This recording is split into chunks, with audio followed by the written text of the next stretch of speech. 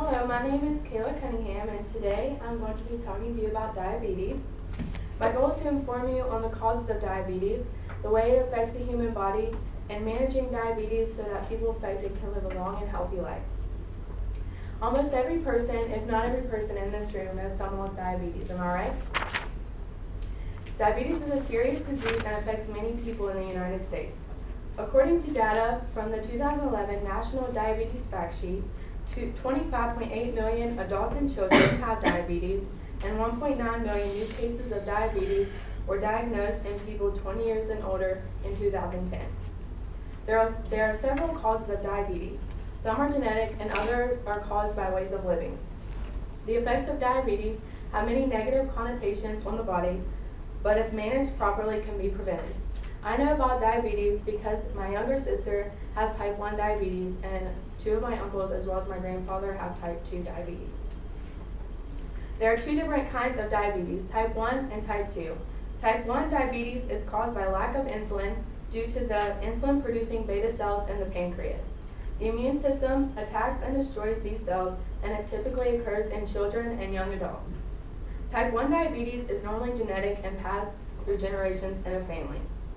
It is also the less seen type of diabetes, with only 5% of people having type 1 diabetes. Type 2 diabetes is caused by a number of factors, including insulin resistance, a condition in which the body's fat, muscle, and liver cells do not use insulin effectively.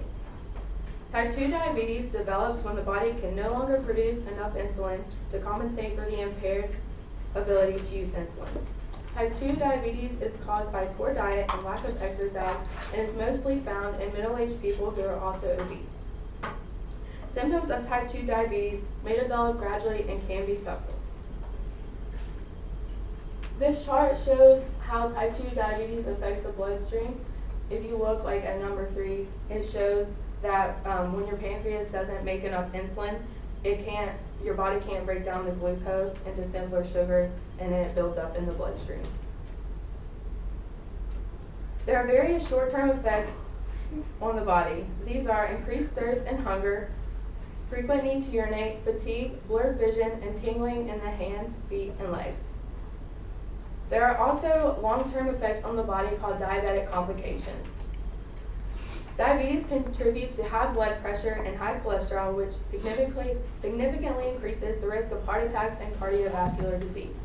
Adults with diabetes have heart attack death rates about 2 to 4 times higher than adults without diabetes, and the risk for stroke is 2 to 4 times higher.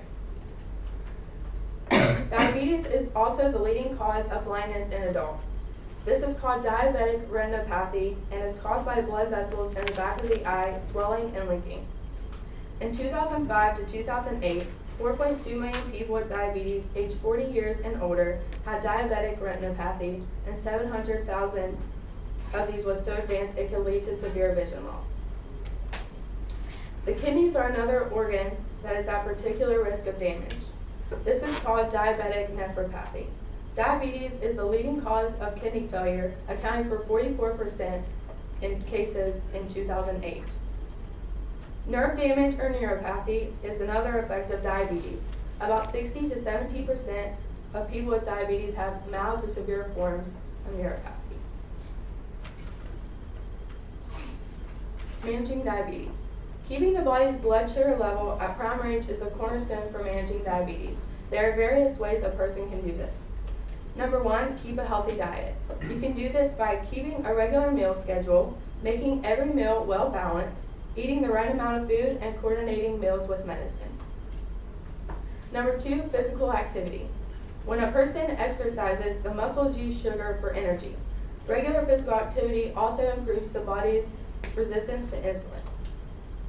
And number 3, take medication and insulin properly.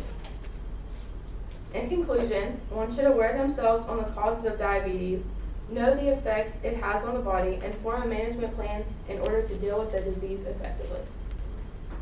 Does anybody have any questions?